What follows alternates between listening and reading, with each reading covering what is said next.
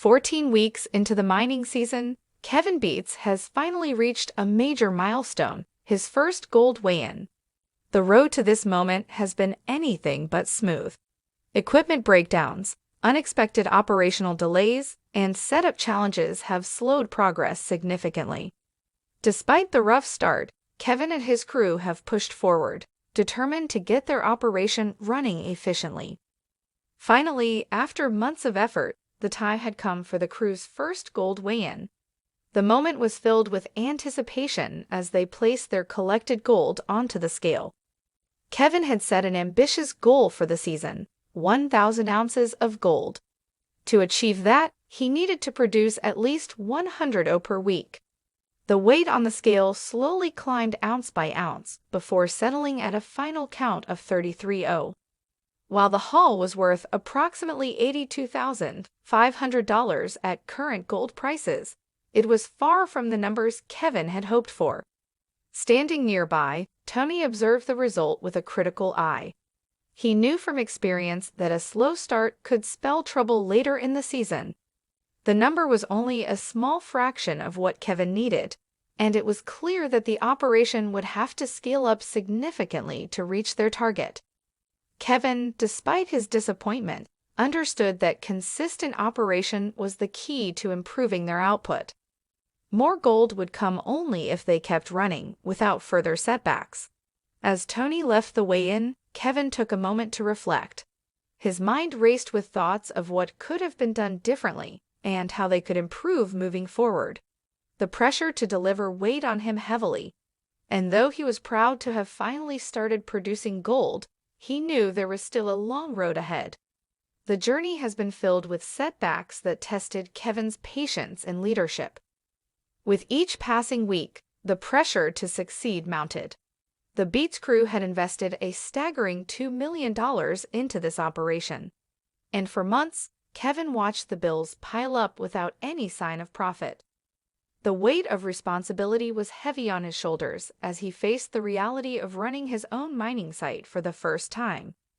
He knew that without a successful yield, the financial burden could become overwhelming. Having grown up in a mining family, Kevin was familiar with the industry's ups and downs, but this time he was at the helm. His father, Tony Beets, often reminded him that the first year always comes with growing pains. Kevin understood the truth behind those words. Yet experiencing those struggles firsthand was a different challenge altogether. Unlike previous seasons where he worked under his father's command, this was his operation, and every success or failure was his to own. As the season continued, the question lingered: would they be able to turn things around in time to reach 1,000 ounces? The weeks ahead would be a true test of Kevin's resilience and his ability to lead the operation to success. Time was running out, and every decision from this point forward would be crucial in determining the outcome of his first season in charge. Kevin Beets set out on his own mining operation, determined to carve his own path outside the shadow of his successful father, Tony Beets. However, his journey quickly became fraught with setbacks compounded by challenges from both Tony and longtime friend Parker Schnabel. Despite these difficulties, Kevin finally managed to mine his first gold of the season. Though the road to that moment was anything but smooth, from the start, Kevin faced equipment struggles that put his entire operation in jeopardy. He launched his mining venture using an aging A40 truck, a machine well past its prime. Unsurprisingly, the truck stalled at a critical moment, breaking down right in the middle of his gold mining operation. This mishap threw a wrench into his plans, leaving him scrambling for alternatives. A new, fully operational truck would cost a staggering $300,000, an expense far beyond his current budget. With limited options, Kevin turned to someone he thought might help: Parker Schnabel. Kevin approached Parker with a proposition, letting him know that he had $100,000 to spend and asking if he could help secure a replacement truck. But Parker, ever the shrewd businessman, seized the opportunity to his advantage.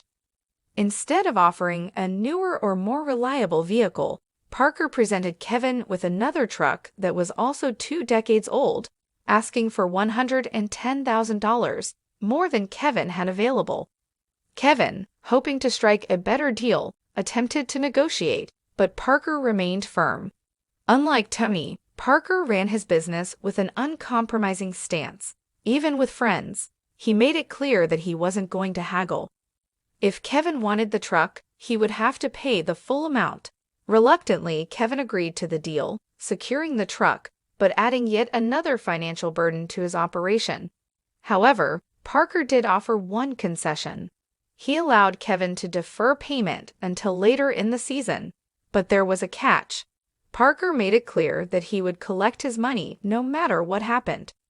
Kevin now had yet another looming deadline, needing to find enough gold to cover his growing expenses. Kevin's ambitious goal for the season was to mine 1,000 ounces of gold.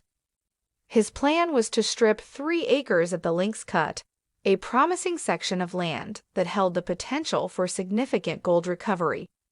However, equipment failures soon threatened to derail everything. Just as the truck issues were resolved, his only dozer, a 30-year-old Caterpillar D10, suffered a catastrophic breakdown. The dozer was crucial for ripping through frozen ground and clearing the overburden to expose the gold-rich pay dirt below. Without it, progress at the Lynx Cut came to a grinding halt. An inspection revealed that the transmission had failed, requiring the entire engine to be removed for repairs. Fixing the machine would cost approximately $60,000, a sum Kevin simply didn't have. To make matters worse, he had no backup dozer to keep operations moving. The loss of such a vital piece of equipment at this critical stage of the season was a major blow, further compounding the stress on Kevin and his crew. Each lost day put him further behind schedule, jeopardizing the entire operation. The pressure mounted as the clock continued ticking toward the inevitable deadline. With no other options, Kevin decided to seek help from his father, Tony Beets. Returning to Square Creek, he approached Tony with the bad news. However, Tony's response was far from sympathetic. He made it clear that Kevin needed to learn self-reliance and that there are no more freebies. Tony had always believed in tough love, and this time was no different. If Kevin wanted to prove himself as a mind boss, he would have to figure out a way forward on his own. Frustrated but determined, Kevin tried to come up with alternatives. His crew, already feeling the strain of repeated setbacks, grew disheartened. The lack of progress created tension on the site, as everyone knew that time was running out. Kevin had fought through delays, financial hurdles, and mechanical failures. Yet the biggest challenge still remained: getting gold out of the ground before his financial situation became unsustainable. Just when things seemed dire, Tony and his wife Minnie visited Kevin's site to assess the situation firsthand. However, their visit wasn't purely out of concern. Tony wanted answers. Kevin was behind on payments, still owing his parents a 10% royalty from the leased land. Aware of the financial strain his son was under, Tony finally extended an olive branch. He agreed to loan Kevin a $4 million D11 dozer to keep operations moving, and even offered to cover the cost of repairing the D10. Kevin was visibly relieved and expressed his gratitude for the help. However, Tony, ever the businessman, saw an opportunity. He suggested increasing Kevin's royalty rate from 10% to 15% in return for the assistance. Before Kevin could respond, Minnie immediately shut the idea down, firmly stating that they wouldn't impose such terms on their own children. Tony, knowing better than to argue with his wife, relented. With the D11 dozer now in play, Kevin's operation finally regained momentum. The increased horsepower allowed the crew to accelerate their work at Square Creek, making up for lost time. The crew, previously disheartened, saw a noticeable boost in morale as they finally began to see progress. After weeks of frustration, breakdowns, and financial struggles, Kevin finally reached a turning point. The first gold weigh-in was a moment of relief and validation for Kevin.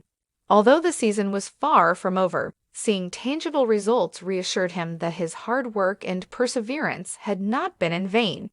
He knew the challenges were far from over. He still had debts to settle and a production goal to meet. But for the first time, there was hope that he could turn things around. The road to success in the Yukon goldfields is never easy, and Kevin Beets learned that lesson the hard way. Between mechanical failures, financial strain, and the weight of proving himself outside his father's shadow, he had faced a baptism by fire. But with renewed momentum, a dedicated crew, and the support of his family, however begrudging, it seemed possible that he could still salvage the season and achieve his long-sought independence in the mining world. After weeks of setbacks, delays, and financial pressure, Kevin Beets has finally reached a key milestone, his first gold weigh-in of the season. It may not be much, but it's an important stepping stone toward his ambitious goal of mining 1,000 ounces before the season ends. Kevin's journey has been anything but smooth. Equipment failures, costly repairs, and financial constraints have made his first season as an independent mine boss a relentless challenge. From struggling to secure working machinery to dealing with pressure from both Parker Schnabel and his father Tony Beets, Kevin has had to fight for every ounce of progress. Now, with gold finally on the scale, Kevin has proof that his operation is moving forward. However, the road ahead remains steep. He needs to significantly ramp up production to stay on track, and every setback could push him further from his target. Still, this first gold represents more than just a financial boost. It's a validation of his efforts and a motivation to keep pushing. If Kevin and his crew can maintain momentum and avoid further breakdowns, they might just have a shot at turning this season around. Can Kevin overcome the odds and hit 1,000 ounces? Only time will tell, but for now, he's finally on the board.